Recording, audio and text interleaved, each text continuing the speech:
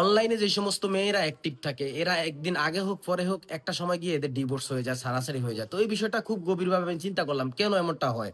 পরবর্তীতে একটা রিজন আমার কাছে মনে হয়েছে যে আপনি যখন আপনার ওয়াইফকে পছন্দ করে আনছেন, আপনার পছন্দটাই বেস্ট ছিল, কিন্তু দুনিয়ার সবার পছন্দ তো আর এক না।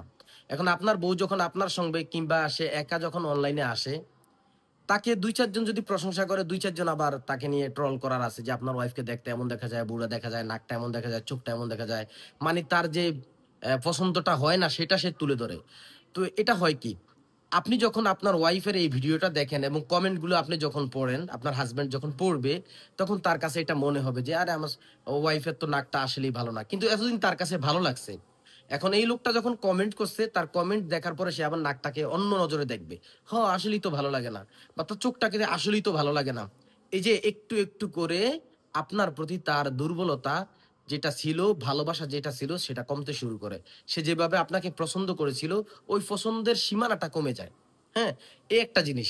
আরেকটা বিষয় হচ্ছে আপনি যখন অনলাইনে থাকেন বিভিন্ন পরপুরুষ আপনাকে এসএমএস করবে, আপনি তাদেরকে লাইক, কমেন্ট অনেক কিছু করেন। এইটা কিন্তু পুরুষ মেনে নিতে পারে না।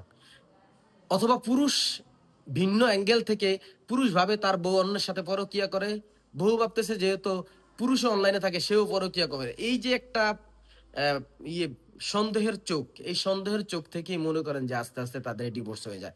আর আরেকটা বিষয় লক্ষ্য করছি, অনলাইনে কিছু আমার বোনেরা আছে, প্রথমে আসে খুব হিজাব টিজাব পরে একটা ইসলামিক ধরনের ভিডিও করে। এরপরে যখন একটু পরিচিতি হতে হতে থাকে বা তেমন একটা পরিচিতি যে হয় নাই, যতটা আশা করছে ততটা হয় নাই, তখন সে আস্তে আস্তে হিজাব খোলে, মুখোশটা খুলে তারপরে ভিডিও করে। এভাবে মুখোশ খুলতে খুলতে একটা সময় তার সবকিছু খোলা যায়, ইমান আমল সবকিছু বরবাদ হয়ে যায়। তো যে সমস্ত বোনেরা অনলাইনে কাজ করেন, আপনারা চেষ্টা করবেন, আমি আপনাদের কাজের বিরোধিতা করছি না, শালীনতা বোধ সামনে রেখে আপনাকে পরকালে জবাব দিতে হবে, সেটা আপনার মাথায় রাখতে হবে।